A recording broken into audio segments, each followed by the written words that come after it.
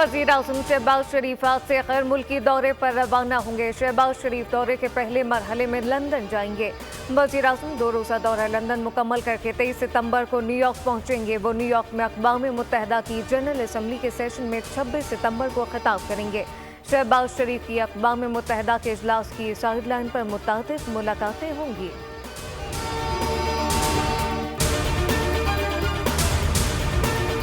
Speaker के खत के बाद कौमी असम्बली में पार्टी पोजीशन तब्दील। कौमी असम्बली सेक्रेटरीट ने नई पार्टी पोजीशन जारी कर दी। तहरीक इंसाफ कौमी असम्बली से फिर साफ हो गई। 80 अरकान को सुन्नी इत्तेहाद कौंसिल का हुक्म जाहिर किया गया।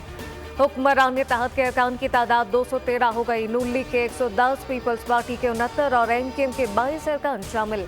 पाकिस्तान मुस्लिम लीग के 5 और IPP के कारकुन की तादाद 4। मुस्लिम लीग ज़िया, BAP और नेशनल पार्टी की एक नशिस्त बरकरार।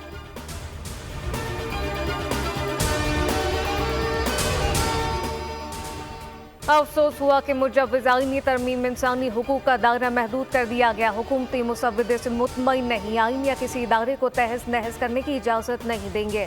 गलत कानून साजी से हुकूमत को रोकेंगे। मौलाना फजलुर रहमान की मुल्तान में प्रेस कॉन्फ्रेंस कहा कि आईनी अदालत के क़याम पर इत्तफ़ाक़ राय मौजूद है, लेकिन बदनीयती साफ नजर आ रही है।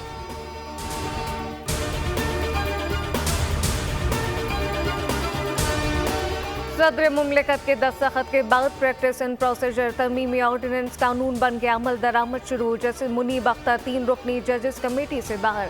चीफ जस्टिस काजी फॉयज़ ईसा ने जस्टिस अमीनुद्दीन खान को कमेटी रुकन नामजद कर दिया। रजिस्ट्रार सुप्रीम कोर्ट का नोटिफिकेशन जारी। 3 रुकनी जजेस कमेटी बेंचेस की तश्कील और इंसानी हुकूक के मुकदमात का जायजा लेती है।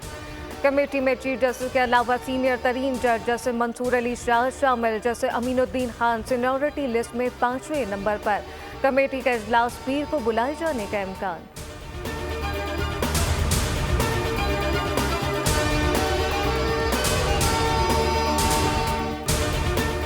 और वफाकी ज़ेर तलात अता तारड़ ने प्रैक्टिस एंड प्रोसीजर बिल की तफसीलात बता दी। प्रेस कॉन्फ्रेंस में कहा 184(3)A के फैसले के तहत अपील का हक दिया गया। आज ऑर्डिनेंस के जरिए सेशन 7A और B शामिल किया गया। हर फैसले की तहरीर बनाई जाएगी जो अवाम को दस्तयाब होगी।